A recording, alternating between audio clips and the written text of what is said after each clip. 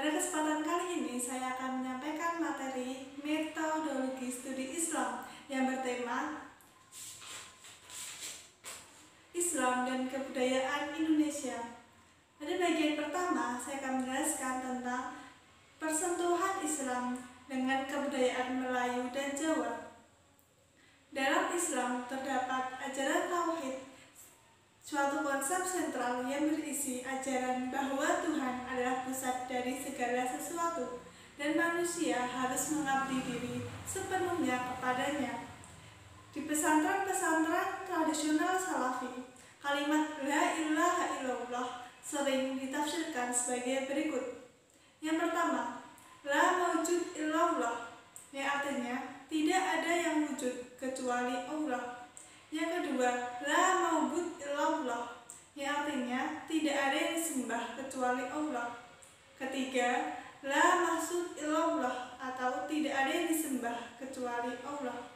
Yang keempat, La mablug illallah, tidak ada yang diminta kecuali Allah. Implikasi dari doktrin ini adalah tujuan kehidupan manusia hanyalah keridhoannya. Doktrin bahwa hidup harus diorientasikan untuk pengabdian kepada Allah inilah merupakan kunci seluruh ajaran Islam. Doktrin tauhid ini mempunyai arus balik kepada manusia.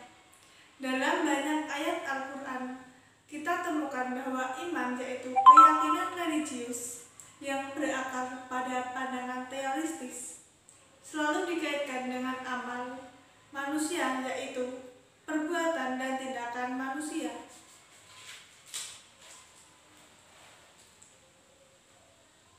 Demikianlah sekilas tentang inti dari seluruh ajaran Islam yang bertema sentral peradaban Islam.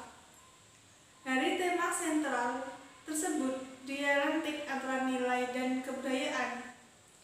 Indonesia pernah mengalami dualisme kebudayaan, yaitu antara kebudayaan keraton dan kebudayaan populer. Dua jenis kebudayaan ini sering dikategorikan sebagai kebudayaan tradisional. Kebudayaan pertama yaitu kebudayaan istana atau kebudayaan keraton yang dikembangkan oleh abdi dalam atau pegawai istana.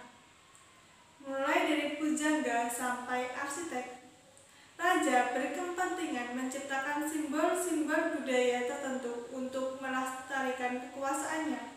Biasanya bentuk-bentuk kebudayaan yang diciptakan untuk kepentingan ini berupa mitos. Dalam sastra kerajaan, mitos-mitos tersebut dihimpun dalam babat, hikayat, dan lontara. Hampir semua mitos ini berisi tentang kesaktian raja, kesucian, atau kualitas suprasiansi raja. Konsep kekuasaan Jawa sungguh berbeda dengan konsep kekuasaan Islam. Dalam kebudayaan Jawa dikenal konsep raja absolut. Islam justru mengutamakan konsep raja adil, al-malik, al-adil. Akan tetapi, suatu hal perlu dicatat. Adanya budaya keraton di luar Jawa memiliki konsep yang lebih dekat dengan gagasan Islam. Di Aceh misalnya, raja memiliki sebutan al-malik, al-adil. Ini berarti kebudayaan keraton di Jawa lebih mengutamakan kekuasaan, sedangkan kebudayaan keraton di luar Jawa lebih mengutamakan keadilan. Tidak terlalu berbeda dengan kebudayaan keraton. Dalam kebudayaan populer di Jawa terdapat mitos. Umpamanya, cerita Wali Songo di pantai-pantai utara Jawa begitu terkenal, sehingga orang mempercayai adanya sebuah batu bekas sujudnya.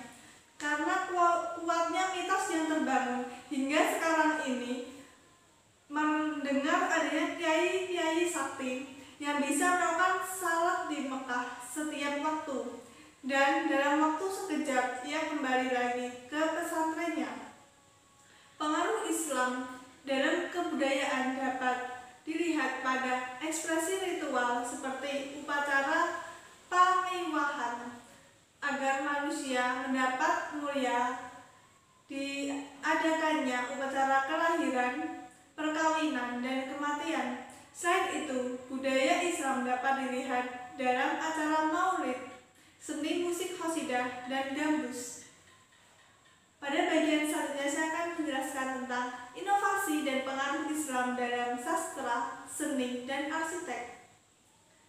Selanjutnya kita akan membicarakan Islam dan kebudayaan dalam perspektif ekspresi estetik Islam di Indonesia dan tradisi serta inovasi keislaman dan kebudayaan Indonesia. Ekspresi estetik Islam di Indonesia paling tidak dapat dilihat dalam dua bidang, yaitu sastra dan arsitek. Kecenderungan sastra sufistik atau transendental telah muncul di Indonesia sekitar tahun 1970.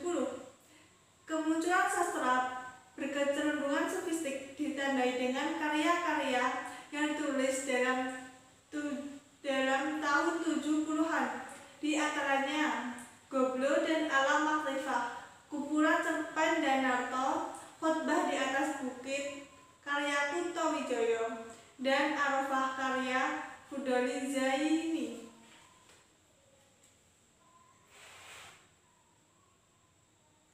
Ekspresi estetik Islam lainnya menggambarkan dalam arsitek masjid-masjid tua. Citra masjid tua adalah contoh dari interaksi agama dengan tradisi arsitek pra-Islam di Indonesia dengan konstruksi kayu dan atap tumpang berbentuk limas. Umpamanya Masjid Demak, Masjid Kudus, Masjid Cirebon, dan Masjid Banten sebagai cikal bakal masjid di Jawa. Sedangkan di Aceh dan Medan, corak masjid tua memperlihatkan sistem kubah. Menurut para ahli, masjid-masjid tua di Aceh dan Medan merupakan penerus dari gaya masjid Indo-Persia dengan ekspresi struktur bangunan yang berbeda dengan corak masjid atap tumpang. Ini kaligrafi menduduki tempat terhormat. Wayang pun dijadikan sebagai sarana para wali untuk menyebarkan Islam. Seni yang dikembangkan oleh para raja dan wali adalah mengembangkan rupa wayang sesuai dengan pandangan Islam, sekaligus memberikan makna Islam ke dalam mengubah cerita atau lakon dari pertunjukan wayang. Dilihat dari bentuknya, wayang berkembang setelah dikembangkan oleh para wali dengan adanya wayang beber, wayang purwa, dan wayang golek. Selanjutnya adalah Islam dan adat Melayu di Sulawesi Selatan dan Aceh. Pengaruh Islam dalam budaya Sulawesi Selatan antara lain tergambarnya dalam Sulape Epai atau pepatah orang tua kepada anaknya yang hendak merantau.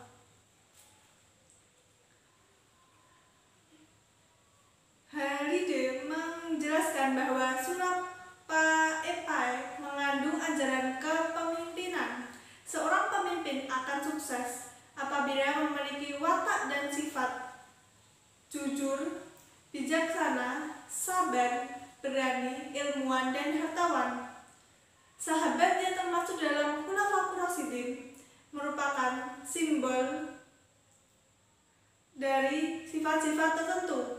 Abu Bakar As-Siddiq adalah simbol kejujuran, kebijaksanaan, dan kesabaran. Umar bin Khattab merupakan simbol keberanian, keadilan, sedangkan Ali bin Abi Thalib merupakan simbol keilmuan. Utsman bin Affan merupakan simbol hartawan.